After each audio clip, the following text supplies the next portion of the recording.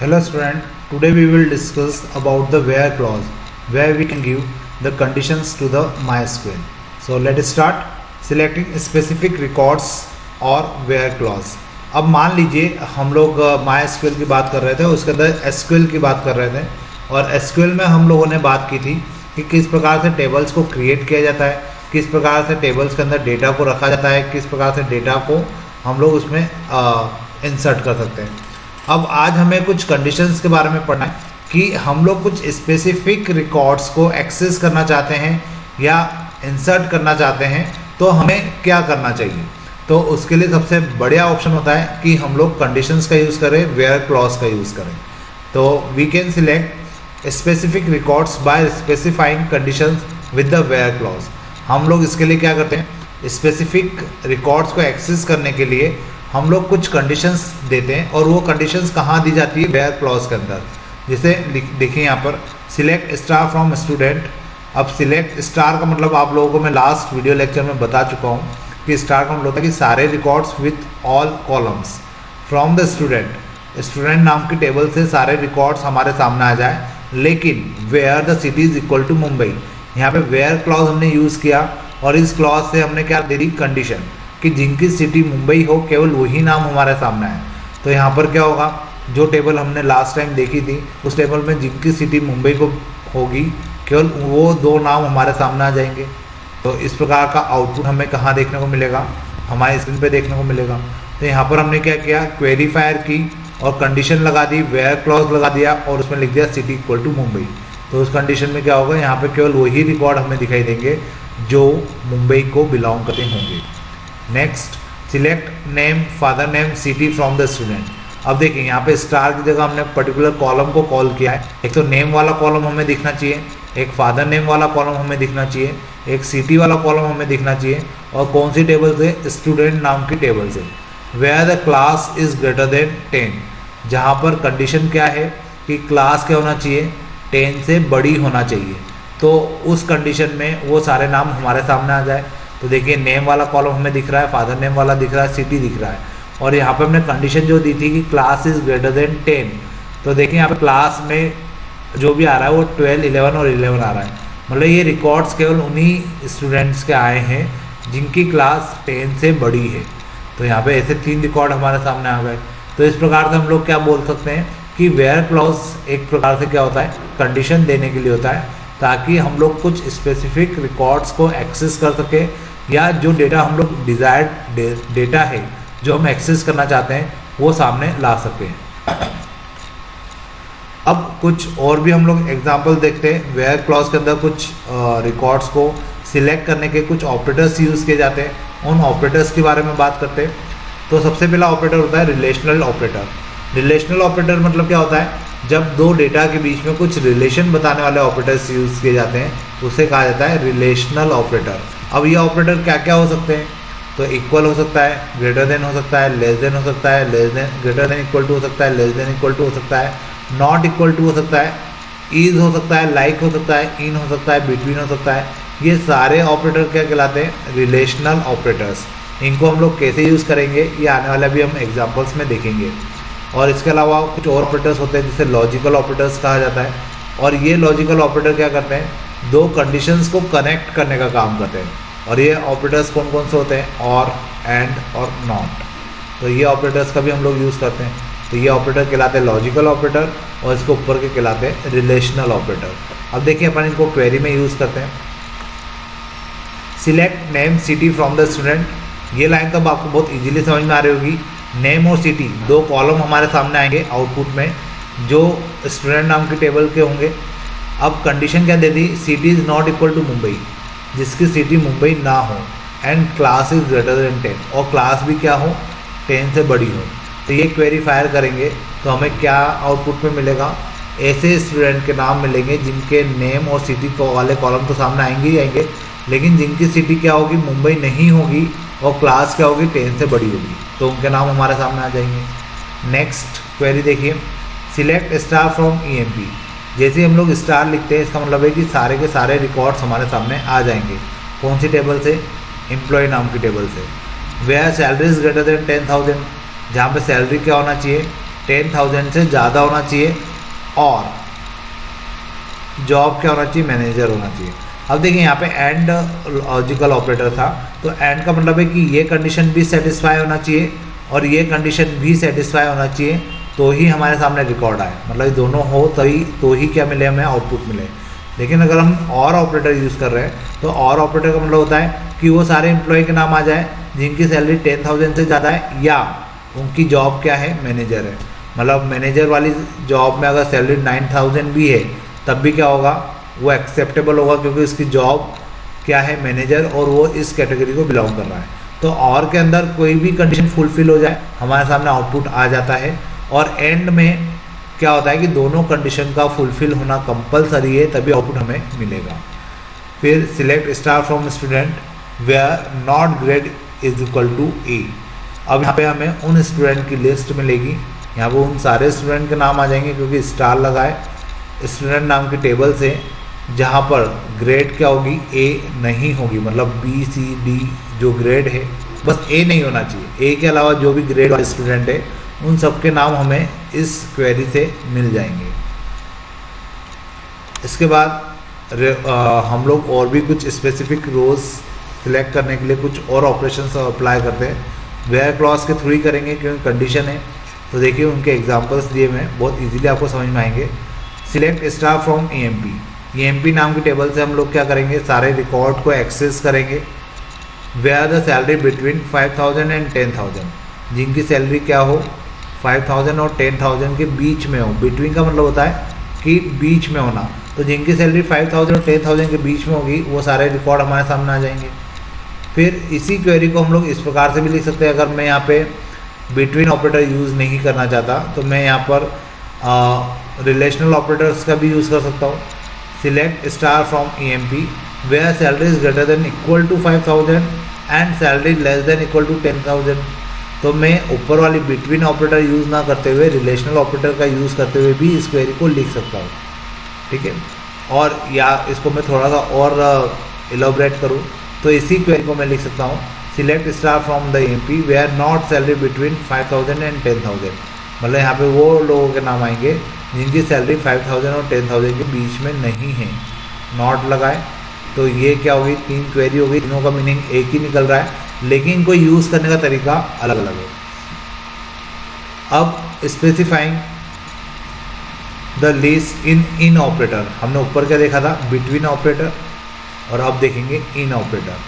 तो select star from the EMP where salary in 5,000 and 10,000। अब देखिए यहाँ पर क्या हो रहा है कि इसमें उन सारे एम्प्लॉय के नाम आ जाएंगे जिनकी सैलरी 5,000 और 10,000 के बीच में है, साथ में जिनकी सैलरी 5,000 और 10,000 है उनके भी नाम आ जाएंगे। जबकि ऊपर क्या था कि 5,000 या 10,000 की सैलरी वाले लोगों के ही नाम के बीच में जो सैलरी जिनकी है उन्हीं के नाम हमें मिलते हैं। तो यहाँ पे इन ऑपरेटर का यूज़ करने से क्या फ़ायदा हुआ कि हमें यहाँ पर उन लोगों के नाम भी मिल जाएंगे जिनकी सैलरी 5,000 और 10,000 भी है। Next, select star from EMP where salary is equal to 5,000 और सैलरी इक्वल टू 10,000। अब यहाँ पे क्या होगा, जिनकी सैलरी 5,000 है या जिनकी सैलरी 10,000 है, केवल हमें क्या मिलेंगे, उन्हीं के नाम मिलेंगे। तो ये अलग अलग क्वेरी को फायर किया जाता है और अलग अलग क्वेरी को फायर करने से हमें अलग अलग टाइप के आउटपुट मिलते हैं और जैसा आउटपुट हम लोग चाहते हैं वैसी क्वेरी हम लोग फायर करते चले जाते हैं। तो इस प्रकार से हमें क्या मिलता जाता है, आउटपुट मिलता जाता है। फिर नेक्स्ट क्वेरी देखिए, select star from student where city in Mumbai, Delhi, Kanpur.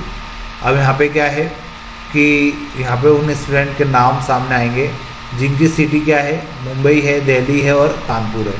तो वो स्टूडेंट के नाम विथ उनके सारे रिकॉर्ड्स जो हैं वो हमारे सामने आ जाएंगे और यहाँ पे हमें ये क्वेरी से स्टूडेंट के नाम मिल जाएंगे। तो इस प्रकार से हमने क्या किया, अलग अलग स्पेसिफिक रोज के ऊपर वेयर क्लॉज का यूज़ करते हुए हमने जो रिलेशनल ऑपरेटर, लॉजिकल ऑपरेटर्स का यूज़ किया और उसके बेसिस पर हमने क्वेरी को फायर किया। अब हम लोग बात करते हैं पैटर्न मैचिंग की। ये बहुत इंपॉर्टेंट है और ये बहुत कुछ आप लोग जानते भी हैं, मतलब आपने इनको प्रैक्टिकली यूज़ किया हुआ है, लेकिन बहुत अच्छे से नहीं जानते वो मुझे पता है, तो वो भी मैं आपको एक्सप्लेन कर दूंगा तो आपको बहुत इजीली समझ में आ जाएगा।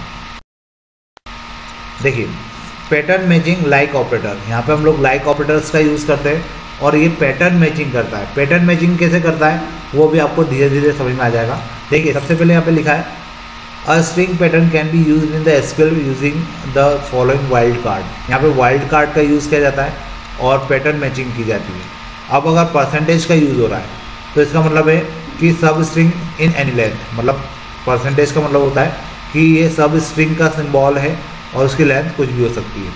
और अगर अंडरस्कोर लिखा है मतलब it represent a single character, यहाँ पे एक सिंगल कैरेक्टर की अगर बात करना होगी और वो कैरेक्टर हमें नहीं पता होगा तो हम लोग इसका यूज़ करेंगे। वैसे ही परसेंटेज का साइन हम लोग कब यूज़ करेंगे या सिंबल का यूज़ कब करेंगे, जब हमें कुछ सब स्ट्रिंग लिखना होगी और उसका सब स्ट्रिंग में क्या क्या लेटर्स है वो हमें नहीं पता, तो हम लोग परसेंटेज का साइन यूज़ करेंगे। अब देखिए एग्जाम्पल्स की बात अगर हम लोग करें तो यहाँ पे लिखा है सिंगल कोट ए परसेंटेज। अब सिंगल कोट ए परसेंटेज का मतलब क्या हुआ कि it represent any string starting with a character, मतलब यहाँ पे स्टार्टिंग किससे होगी ए से और उसकी बाद की क्या सब स्ट्रिंग होगी उससे हमें कोई मतलब नहीं, लेकिन जो स्टार्टिंग है वो किससे होना चाहिए, कैपिटल ए से। अब जैसे आप लोग अपने मोबाइल में किसी का नाम सर्च करते हैं, मतलब कॉन्टैक्ट लिस्ट में अगर किसी का नाम सर्च कर रहे हैं तो जैसे ही आपने उसके नाम का स्टार्टिंग लेटर लिखा वैसे ही उससे रिलेटेड उस पर्टिकुलर वर्ड लेटर से रिलेटेड जितने नाम होंगे वो सब आपके सामने आ जाते हैं। मतलब यहाँ पे क्या हुआ, आपने जैसे ही पहला लेटर लिखा और उस लेटर से रिलेटेड जितने भी नाम होंगे वो सारे आपके सामने आ जाएंगे। तो वो कैसे होता है, वो यही पैटर्न मैचिंग होती है। ए परसेंटेज, जैसे आपने ए लिखा तो परसेंटेज का साइन अपने आप उसके साथ ऐड हो जाता है और जैसे ही परसेंटेज का साइन ऐड होता है तो क्या होता है, ए से आने वाले सारे नाम आपके मोबाइल पर सामने दिखाई देते हैं। तो यहाँ पर क्या हो रही है, पैटर्न मैचिंग हो रही है। फिर अगर आपने लिखा है डबल डैश और ए, तो डबल डैश का मतलब है कि ए तीसरे नंबर पे आना चाहिए, आगे के दो लेटर है और ये दो लेटर क्या है ये हमें नहीं पता, लेकिन तीसरा लेटर क्या होना चाहिए, कैपिटल ए होना चाहिए। या इसके पीछे कोई सब स्ट्रिंग वगैरह नहीं है या कोई पीछे परसेंटेज या अंडरस्कोर नहीं है तो मैं इसको लास्ट लेटर भी मान सकता हूँ। तो मैं ऐसा बोल सकता हूँ कि ऐसा नाम मेरे सामने आना चाहिए जिसके आखिरी में क्या हो, ए हो। तो मैं इसको इस प्रकार से भी रीड कर सकता हूँ। फिर थर्ड अगर मैं बात करूँ तो यहाँ पर लिखा है डैश बी परसेंटेज। इसका मतलब ये है कि सेकंड लेटर क्या है, बी है, फर्स्ट लेटर क्या है वो नहीं पता, और बी के बाद भी अगर कोई स्ट्रिंग है तो वो स्ट्रिंग क्या होना चाहिए, हमारे सामने आना चाहिए। मतलब बी के बाद भी कुछ लेटर्स हो सकते हैं उससे हमें नहीं पता, और बी के आगे एक सिंगल लेटर है लेकिन वो भी हमें नहीं पता, हमें बस ये पता है कि सेकंड लेटर क्या है, बी है। तो इस टाइप की क्वेरी भी, इस टाइप के ऑपरेशन भी हम लोग आगे यूज़ करेंगे। ये तो फिलहाल अभी हम पैटर्न मैचिंग देख रहे हैं कि किस प्रकार से पैटर्न की मैचिंग की जाती है। अब मान लीजिए अगर ट्रिपल डैश लगाए तो ट्रिपल डैश का मतलब क्या हो गया कि कोई वर्ड है जो कि 3 लेटर का है और 3 लेटर का वर्ड है, या इसको हम लोग स्ट्रिंग भी बोल सकते हैं। तो ये आपको डैश डैश और डैश लिखना पड़ेगा क्योंकि हमें पता है एग्जैक्टली यहाँ पे कितने लेटर है, 3। तो इस प्रकार से ये जो ट्रिपल डैश है ये क्या रिप्रेजेंट कर रहा है, 3 लेटर स्ट्रिंग। अब देखिए लाइक ऑपरेटर्स को यूज़ कैसे करते हैं, ये तो अपन अभी एग्जाम्पल में देखा कि इनका मीनिंग क्या होता है। अब इनको यूज़ कैसे किया जाता है तब अपन वो देखते हैं। Select star from student where name like dash single quote A percentage quote. तो देखिए यहाँ पे क्या होगा, उन स्टूडेंट नाम की टेबल से सारे रिकॉर्ड फेच होंगे जहाँ पर नेम लाइक मतलब जिसका नाम किससे स्टार्ट होता हो, ए से, और बाद में कुछ भी उससे हमें कोई मतलब नहीं, लेकिन जिसका नाम भी ए से स्टार्ट होता हो तो यहाँ पे ए परसेंटेज लिखा है। तो इस क्वेरी से क्या होगा, उन सारे स्टूडेंट के नाम हमारे सामने टेबल के फॉर्म में आ जाएंगे जिनके नाम की स्टार्टिंग किससे होती हो, ए से होती है। फिर select star from student where name like percentage सिक परसेंटेज। अब ये जो क्वेरी है, इस क्वेरी को फायर करने से क्या होगा, हमें उन स्टूडेंट के नाम मिलेंगे जिनके नाम के बीच में सिंग आता है। आगे कुछ भी नाम आता हो उससे कोई फ़र्क नहीं पड़ता, पीछे कुछ भी नाम आता हो उससे कोई फ़र्क नहीं पड़ता, लेकिन बीच में क्या आता हो, सिंग आता हो। तो उसको हम लोग क्या बोलेंगे, उस क्वेरी को हम लोग किस प्रकार से फायर करेंगे, इस प्रकार से। फिर थर्ड क्वेरी जो है, select name city from the student. अब स्टूडेंट नाम की टेबल से हम लोग 2 कॉलम को सिलेक्ट कर रहे हैं और उसमें हम कंडीशन क्या दे रहे हैं, class is greater than equal to 9। Class क्या होना चाहिए, ग्रेटर देन इक्वल टू 9 होना चाहिए। एंड ऑपरेटर यूज़ हो रहा है, मतलब लॉजिकल ऑपरेटर यूज़ हो रहा है। और जो नेम है वो क्या होना चाहिए, परसेंटेज कुमार परसेंटेज, मतलब कुमार बीच में आना चाहिए, आगे स्टार्टिंग में कुछ भी हो, पीछे कुमार के बाद कुछ भी हो, उससे हमें कोई फ़र्क नहीं पड़ता, लेकिन उसका जो नाम के बीच में क्या आना चाहिए, कुमार आना चाहिए। तो इस प्रकार से हम लोग क्या कर सकते हैं, जो पैटर्न मैचिंग है वेयर क्लॉज के अंदर ही पैटर्न मैचिंग की हम लोग बात करते हैं और उसको इस प्रकार से हम लोग यूज़ करते हैं। अब इसके बाद हम लोग देखते हैं selecting specific rows where clause. अब यहाँ पर कुछ स्पेसिफिक रोज को अगर हमें सिलेक्ट करना है तो हम लोग वेयर क्लॉज का तो यूज़ करते ही है, लेकिन अब इसके बाद हम लोग देखेंगे ऑर्डर बाय क्लॉज को भी। तो देखिए searching null values is operator, मान लीजिए मुझे नल वैल्यू को सर्च करना है तो मैं इज ऑपरेटर का यूज़ करूँगा। Select star from student where city is null, जिस भी सिटी वाले कॉलम में नल लिखा होगा तो उसमें वेयर क्लॉज में हम लोग क्या लिख देंगे, सिटी इज़ नल।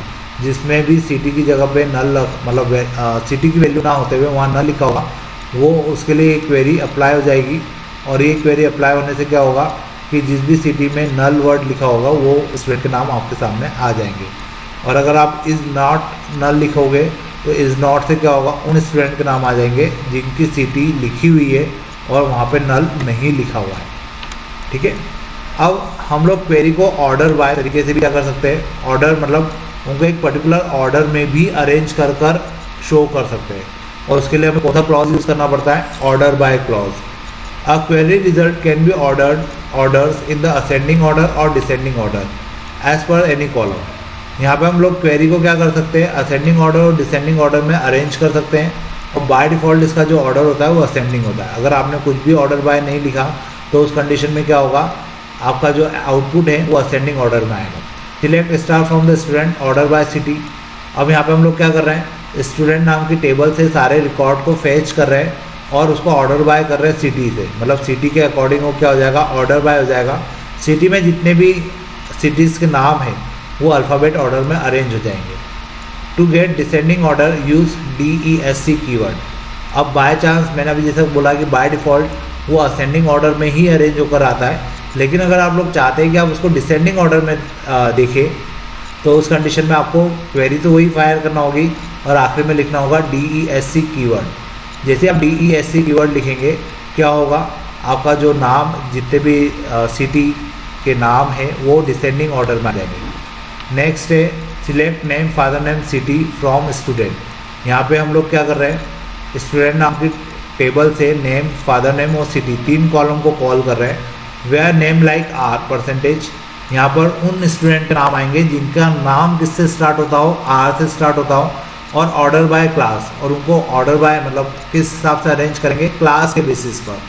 तो इस प्रकार से क्या होगा, ये क्वेरी फायर होगी और इसमें तीन कॉलम हमारे सामने होंगे। नाम किसके होंगे, केवल स्टूडेंट के जिनके नाम R से स्टार्ट होते हो, और उनका अरेंजमेंट किस हिसाब से होगा, क्लास के बेसिस पर होगा। तो ये कुछ क्वेरीज थी जिसके बेसिस पर हम लोग क्या करते हैं, वेयर क्लॉज का तो यूज़ करते ही हैं, साथ में ऑर्डर बाय क्लॉज का भी हम लोग यूज़ करके क्या कर सकते हैं, जो डेटा है वो हम लोग एक्सेस कर सकते हैं। अब हम लोग बात करते हैं inserting record in the table.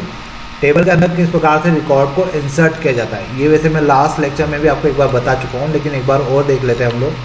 अब जैसे मान लीजिए मुझे डेटा या रिकॉर्ड को इंसर्ट करना है, तो ये सिंटेक्स लिखा है इंसर्ट इनटू, फिर टेबल का नाम, फिर कॉलम की लिस्ट आती है, फिर वैल्यूज़ और फिर लिस्ट ऑफ द वैल्यूज़। तो ये पूरा एक सिंटेक्स है। अब इस सिंटेक्स के बेसिस पर डेटा क्या होता है, इंसर्ट होता है। If value is not available for a column null can be used. अगर बाय चांस आपके पास कोई वैल्यू अवेलेबल नहीं है तो उसकी जगह पे आप लोग क्या लिख सकते हैं, नल लिख सकते हैं। Suppose the table student has been created as per the given structure. इस स्ट्रक्चर के हिसाब से हमने क्या की हुई है, एक टेबल क्रिएट की हुई है और अब मुझे इसके अंदर रिकॉर्ड को इंसर्ट करना है। तो देखिए इसी सिंटेक्स का यूज़ करेंगे, इंसर्ट इनटू, यहाँ लिखा इंसर्ट इनटू, फिर टेबल का नाम, तो यहाँ पे आ गया स्टूडेंट नाम की टेबल। फिर कॉलम के नेम लिखना ज़रूरी नहीं होता, वो ऑप्शनल होता है। फिर वैल्यूज़, यहाँ लिखी वैल्यूज़। अब फर्स्ट स्टूडेंट आईडी है तो देखिए ब्रैकेट के अंदर सिंगल कोट में लिखा S1। फिर नेम है तो कॉमा लगा के सिंगल कोट में लिखा अमिताभ। फिर फादर नेम है, फिर कॉमा लगा के सिंगल कोट में लिखा हरिवंश। फिर डेट ऑफ बर्थ है तो उसको सिंगल कोट लगा के फिर सिंगल कोट में लिखा, कॉमा लगा के सिंगल कोट में लिखा डेट ऑफ बर्थ। फिर सिटी, कॉमा लगा के सिंगल कोट में लिखा मुंबई। और क्लास न्यूमेरिकल वैल्यू के लिए कोई भी सिंगल कोट नहीं होता, उसको सीधे आप लिखेंगे 12, ब्रैकेट क्लोज, और यहाँ पर आ जाएगा सेमी कॉलम। तो इस प्रकार से पहला रिकॉर्ड क्या हो गया, इस टेबल के अंदर इंसर्ट हो गया।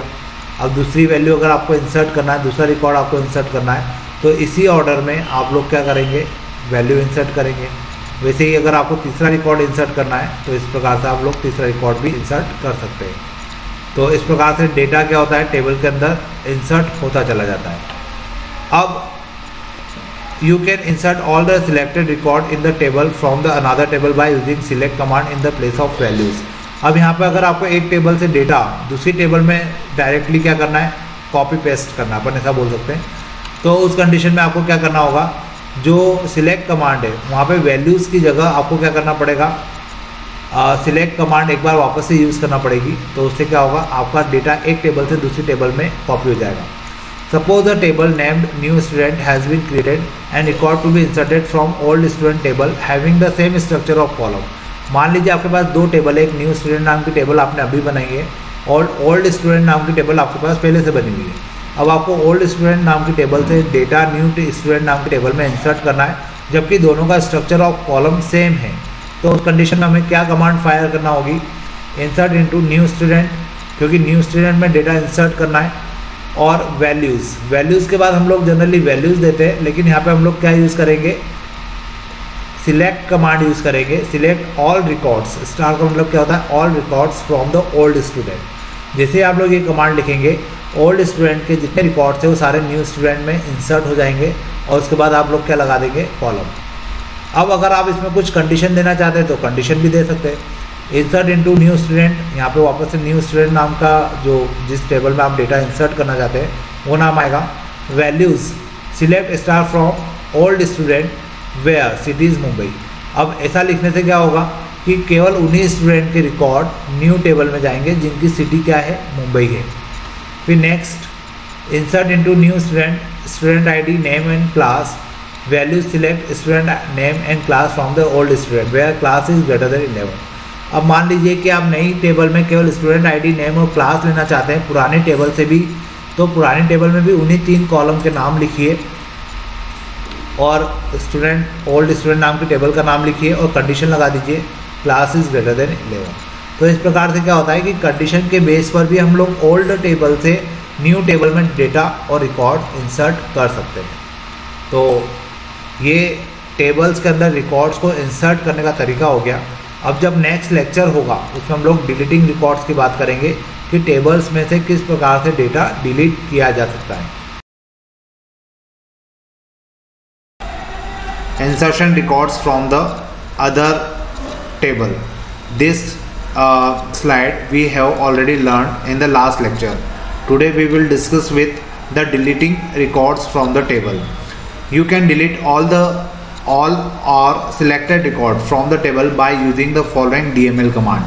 अब अगर जैसे हमने जो लास्ट वीडियो लेक्चर हुआ था उसमें हमने देखा था कि किस प्रकार से डेटा को या किसी पर्टिकुलर रिकॉर्ड्स को या टेबल्स को हम लोग इंसर्ट करते हैं या टेबल के अंदर डेटा इंसर्ट करते हैं, उसी प्रकार से अगर डेटा टेबल में से डिलीट करना चाहते हैं या तो पूरा डेटा या हो सकता है कुछ पर्टिकुलर रिकॉर्ड्स, तो हम लोग क्या कर सकते हैं, देखिए उसके लिए कमांड होती है डिलीट फ्रॉम और फिर हमें टेबल का नाम लिखना होता है। फिर अगर हम लोग कंडीशन देना चाहते हैं तो कंडीशन के बेसिस पर हम कुछ पर्टिकुलर रिकॉर्ड्स को डिलीट कर सकते हैं। और वेयर कंडीशन यहाँ पे कंपल्शन नहीं होता, ये ऑप्शनल होता है। अगर आप यहाँ पे वेयर कंडीशन नहीं देंगे तो उस कंडीशन में क्या होगा, आपकी कंप्लीटली टेबल जो है डिलीट हो जाएगी। अब जैसे यहाँ पे लिखा है my SQL delete from student. अब डिलीट फ्रॉम स्टूडेंट का मतलब क्या हुआ कि यहाँ पर स्टूडेंट नाम के टेबल का स्ट्रक्चर तो बना रहेगा, लेकिन उसके अंदर का जितने रिकॉर्ड्स हैं वो सारे क्या हो जाएंगे, डिलीट हो जाएंगे। फिर नेक्स्ट कमांड में देखिए delete from student where city equal to Mumbai. अब जो नेक्स्ट कमांड है उसमें आप क्या देख पा रहे हैं, कंडीशन दे रखी है, थोड़ा सा वो मिस्टेक नीचे हो गया है प्रिंट, तो वो वेयर साथ में ही है, ये अलग से नीचे नहीं लिखा हुआ है। तो देखिए इस कमांड में क्या है कि हम लोग क्या कर रहे हैं, स्टूडेंट नाम की टेबल से डेटा डिलीट कर रहे हैं, लेकिन केवल उन स्टूडेंट का डेटा या उन स्टूडेंट का रिकॉर्ड डिलीट कर रहे हैं जिनकी सिटी क्या है, मुंबई है। तो याद हो हमने जो लास्ट लेक्चर्स में पढ़ा था, मुंबई 2 स्टूडेंट की सिटी थी, तो यहाँ से 2 रिकॉर्ड क्या हो जाएंगे, डिलीट हो जाएंगे। नेक्स्ट क्वेरी में देखिए, delete from student where class is greater than और इक्वल टू 11। अब यहाँ पे हम लोग क्या कर रहे हैं, स्टूडेंट नाम की टेबल में से वो डेटा डिलीट कर रहे हैं या वो रिकॉर्ड डिलीट कर रहे हैं जिनकी क्लास क्या है, ग्रेटर देन 11 है। तो क्लास ग्रेटर देन 11 है, इसका मतलब क्या हुआ कि अगर आपको याद हो टेबल, तो उसमें 3 स्टूडेंट ऐसे थे जिनकी क्लास 11 या 11 से ज़्यादा थी। तो यहाँ से 3 रिकॉर्ड क्या हो जाएंगे, डिलीट हो जाएंगे। अब you can recall undelete record by giving roll back command. हमने रोल बैक कमांड पढ़ी थी ट्रांजैक्शन कंट्रोल के अंदर, याद हो आपने, अपन ने जो कमांड्स के अपन ने, मैंने कहा भी था कि जितनी कमांड्स होती है उन्हें अलग अलग कैटेगरी में रखा जाता है। तो उसमें एक होती है TCL, ट्रांजैक्शन कंट्रोल लैंग्वेज, ठीक है।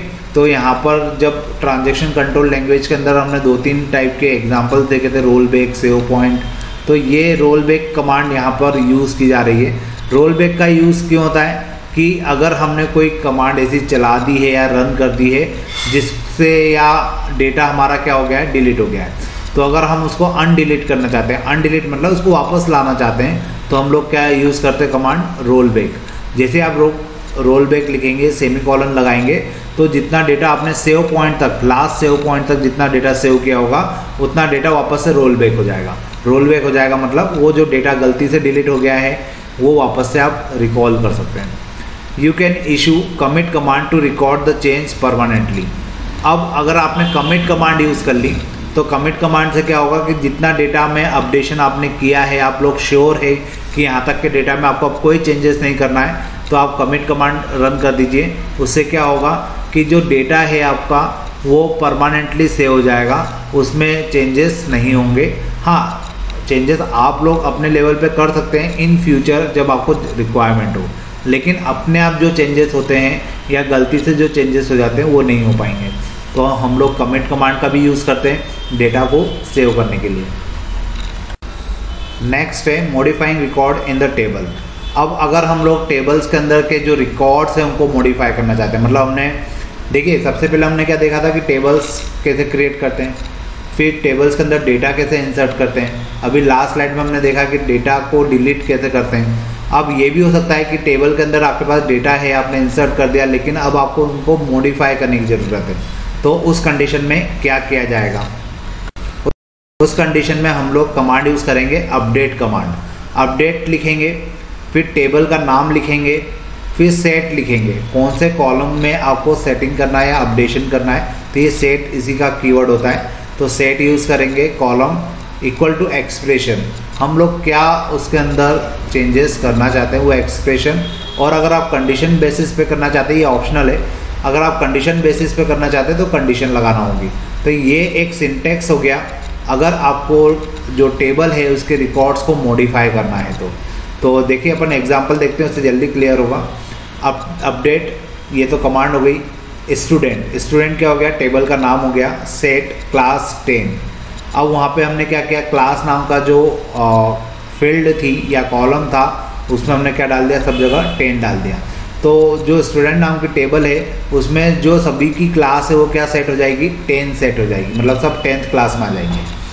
फिर नेक्स्ट एग्जांपल देखिए, update student set father name equal to concat mister dot F name. अब देखिए यहाँ पे हमने क्या किया है, हमने यहाँ पे एक फंक्शन कॉल किया है। ये फंक्शन क्या कर रहा है कि स्टूडेंट नाम की टेबल के अंदर अपडेट कर रहा है क्या, फादर नेम को। और फादर नेम हमें कहाँ से लेना है, उसमें हमें क्या कॉन्केट करना है। सॉरी, फंक्शन तो ये है लेकिन ये स्ट्रिंग फंक्शन कहलाता है। ये स्ट्रिंग फंक्शन आप आगे पढ़ेंगे। अब ये कॉन्केट क्या कर रहा है कि जितने भी फादर नेम है उनके आगे मिस्टर लगा रहा है, ठीक है। तो इस प्रकार से भी हम लोग क्या कर सकते हैं, डेटा को अपडेट कर सकते हैं। मान लीजिए आपने सबके नाम लिख दिए, फिर बाद में आपको क्लियर हुआ कि यार सबको मिस्टर लगाना चाहिए सभी के नाम के आगे, तो इस प्रकार से आप सभी के नाम के आगे ऐड कर सकते हैं। फिर नेक्स्ट है update employ set salary equal to salary plus salary multiply 10 divided by 100, मतलब सभी का सैलरी क्या हो रही है, 10% से इंक्रीज़ हो रही है। तो हो सकता है कि आपकी जो पुरानी सैलरी हो एम्प्लॉय के, आपके ऑर्गेनाइजेशन के पुराने आपके ऑर्गेनाइजेशन के जो एम्प्लॉय है उनकी जो पुरानी सैलरी है उसमें 10% का इंक्रीमेंट हो रहा है। तो आप क्या करना चाहते हैं, डेटाबेस में 10% से सभी की सैलरी को बढ़ाना चाहते हैं। तो हम लोग क्या कर सकते हैं, पुरानी सैलरी का जो कॉलम बना होगा उस कॉलम में सेट कर देंगे क्या, एम्प्लॉय नाम के टेबल पे जाएंगे और सेट करेंगे क्या, सैलरी को। सैलरी में क्या कर देंगे, सैलरी प्लस सैलरी का 10% प्लस हो जाएगा इसमें सैलरी के साथ। तो इस प्रकार से क्या हो जाएगा, आपका जो सैलरी नाम का कॉलम था उसमें जो पुराना डेटा था, पुरानी सैलरी थी, वो 10% से क्या हो जाएगी, इंक्रीज हो जाएगी। अब नेक्स्ट एग्जांपल देखिए, यहाँ पे कंडीशंस के साथ है। एम्प्लॉय अपडेट एम्प्लॉय टेबल का नाम है, तो हमें एम्प्लॉय नाम की टेबल को अपडेट करना है। सेट सैलरी, उसमें सैलरी नाम का जो कॉलम है वो क्या होगा, चेंज होगा और उसमें 10% सैलरी बढ़ जाएगी, लेकिन केवल उन्हीं लोगों की बढ़ेगी। वेयर देखिए यहाँ नीचे कंडीशन लगी है, उन्हीं लोगों की सैलरी बढ़ेगी जिनकी सैलरी 10,000 से कम है। मतलब ये जो इंक्रीमेंट होगा, ये इंक्रीमेंट केवल उन्हीं लोगों की सैलरी के साथ होगा जिनकी सैलरी 10,000 से कम है। ठीक है, तो ये अपन ने कंडीशन लगा दी।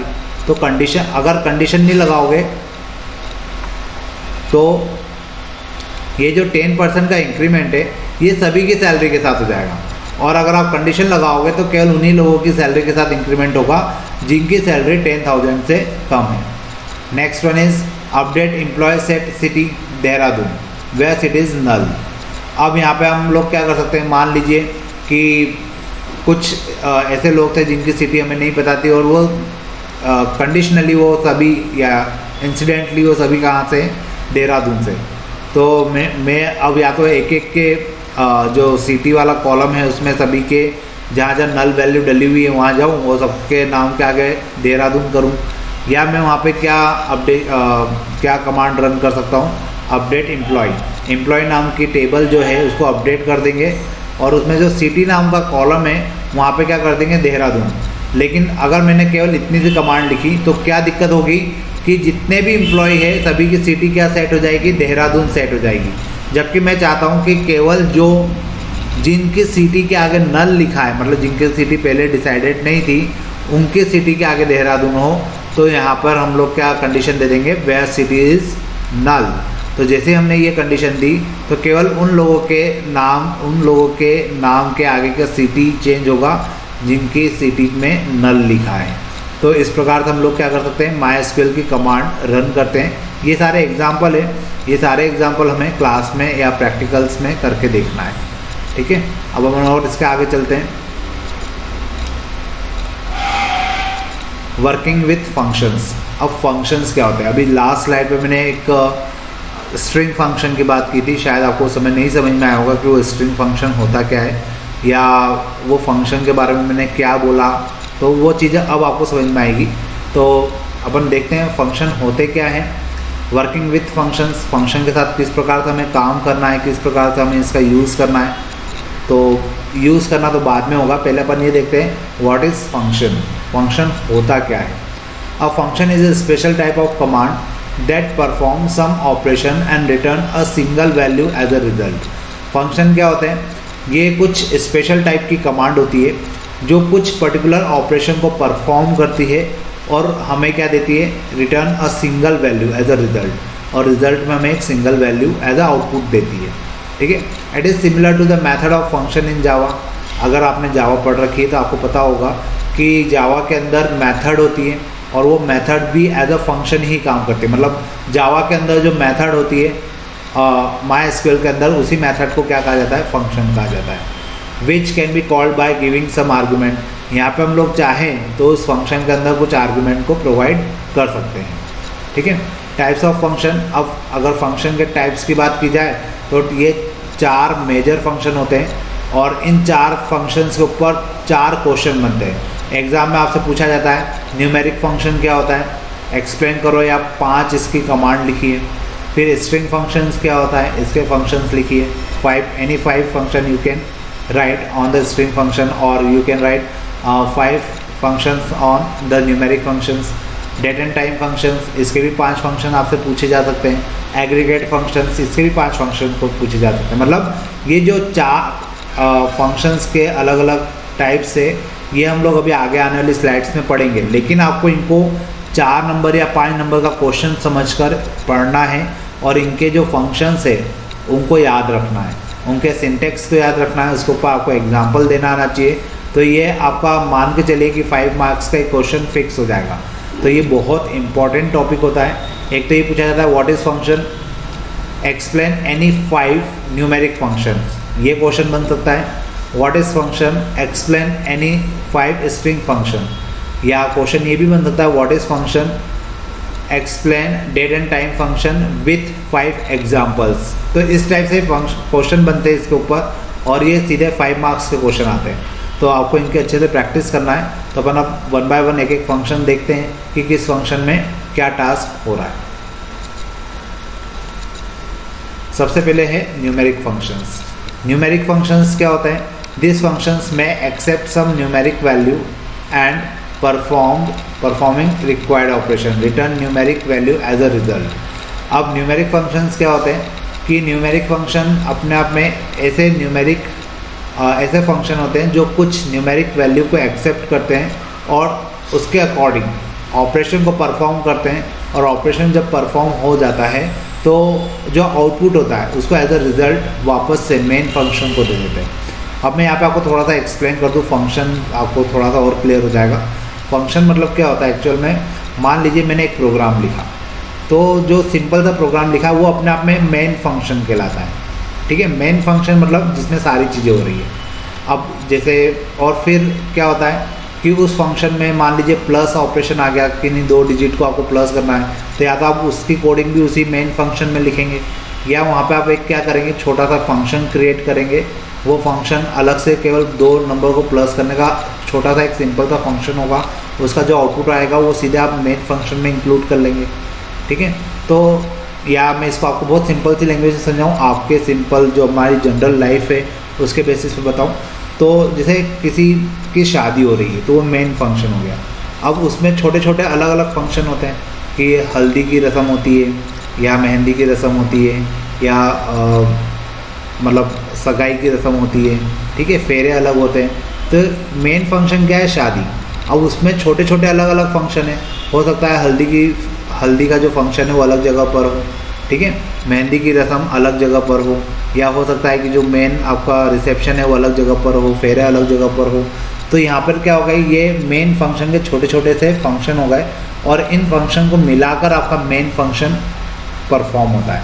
तो ये छोटे हो सकता है, जैसे आपने किसी शादी में गए तो शादी में सब कुछ एक ही जगह पे हो रहा है, सब कुछ एक जगह पे हो रहा है, बस रिसेप्शन एक दूसरी प्लेस पर है। तो क्या होगा, आप सबसे पहले तो सारे फंक्शन अटेंड करने की कोशिश करेंगे, ठीक है, और फिर जब रिसेप्शन का टाइम आएगा तो जो मेन जगह है जहाँ पे सारे फंक्शन हो रहे थे वहाँ से निकल के आप रिसेप्शन वाली जगह पे जाएंगे, रिसेप्शन अटेंड करेंगे, और रिसेप्शन अटेंड करने के बाद वापस से आप अपने मेन जहाँ पे फंक्शन हो रहे थे वापस वहाँ जाएंगे, और फिर वहाँ पे अपने सारे फंक्शन कंप्लीट करके अपने घर आ जाएंगे। यही होता है। तो सेम तरीका हम लोग यहाँ पे भी यूज़ करते हैं। यहाँ पे एक मेन फंक्शन होता है। अब बीच बीच में हमें कुछ छोटे मोटे फंक्शंस के लिए या छोटे मोटे ऑपरेशंस के लिए हमारे मेन फंक्शन से हटकर दूसरे फंक्शन के ऊपर जाना होता है, और दूसरे फंक्शन पे टास्क कंप्लीट करके वापस हम मेन फंक्शन पे आ जाते हैं। तो जो हम छोटे से एक अलग फंक्शन पे गए थे वो यहाँ पे न्यूमेरिक फंक्शन कहलाता है। और न्यूमेरिक फंक्शन जब परफॉर्म किया जाता है तो इसमें कुछ न्यूमेरिक वैल्यू को एक्सेप्ट किया जाता है, ऑपरेशन परफॉर्म किया जाता है, और वापस से जो रिटर्न वैल्यू होती है, जो आउटपुट होता है उस फंक्शन का, वो वापस से मेन फंक्शन को प्रोवाइड कर दिया जाता है। तो इस प्रकार से न्यूमेरिक फंक्शन परफॉर्म होता है। अब न्यूमेरिक फंक्शन के जैसे मैंने अभी आपको कहा भी था लास्ट स्लाइड में कि आपसे पूछा जाता है कि एक्सप्लेन एनी 5 न्यूमेरिक फंक्शंस, तो आपको ये बताना आना चाहिए कि कौन से 5 न्यूमेरिक फंक्शन हो सकते हैं। तो देखिए, जैसे फर्स्ट यहाँ लिखा, आप टेबल देख रहे हैं, टेबल में सबसे लिखा है, पहले लिखा है मोड, फिर m, ये m, क्या कहलाते हैं, आर्ग्यूमेंट कहलाते हैं। तो m, हम लोग मेन फंक्शन से प्रोवाइड करते हैं, और मोड फंक्शन का नाम हो गया। अब ये करता क्या है, it returns remainder of m divide by n। ये क्या करेगा, m को n से डिवाइड कर देगा, और इसका जो रिमाइंडर वैल्यू है वो रिटर्न करेगा। मतलब देखिए एग्जांपल, अगर मैंने लिखा मोड 11,4, तो 11 को आप 4 से डिवाइड कर दीजिए, रिमाइंडर में कितना बचेगा, 3 बचेगा। तो यहाँ पे हमें आउटपुट में क्या मिलेगा, 3 मिलेगा। ठीक है, फिर पावर mn, या पावर नहीं लिखते हुए अगर आप POW लिखें तब भी चल जाएगा।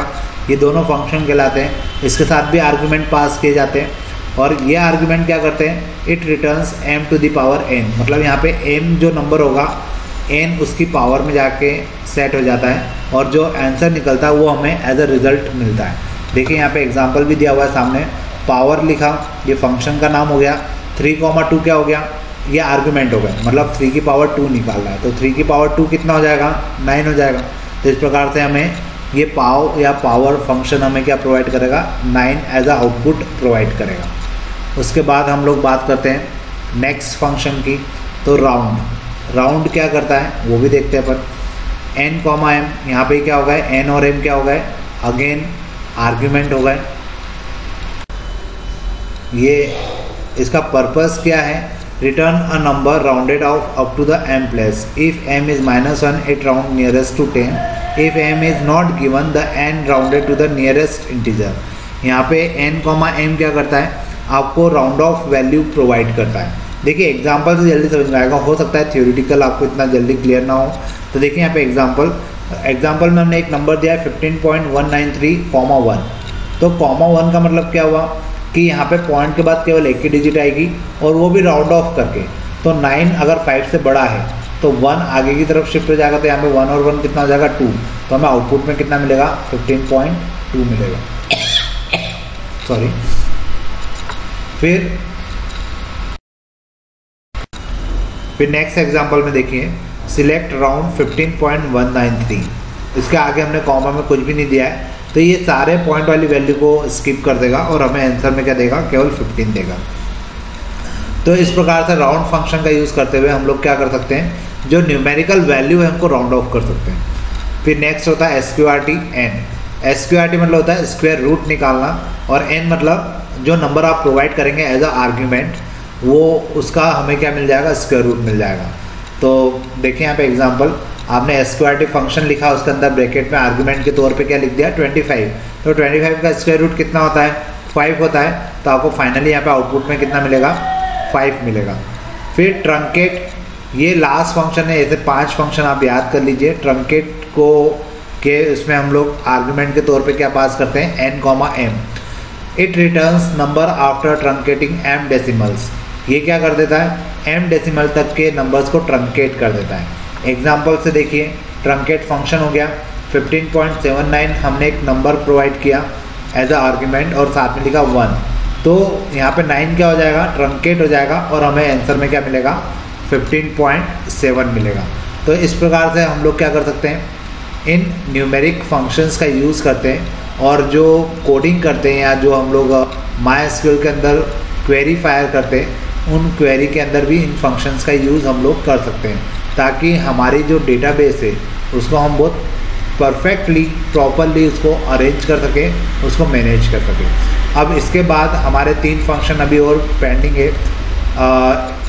इसके बाद हम लोग पढ़ेंगे स्ट्रिंग फंक्शंस, फिर पढ़ेंगे डेट एंड टाइम फंक्शन, और फिर पढ़ेंगे एग्रीगेट फंक्शंस, और इसके बाद मॉडिफाइंग टेबल स्ट्रक्चर पढ़ के हमारा ये चैप्टर ख़त्म हो जाएगा।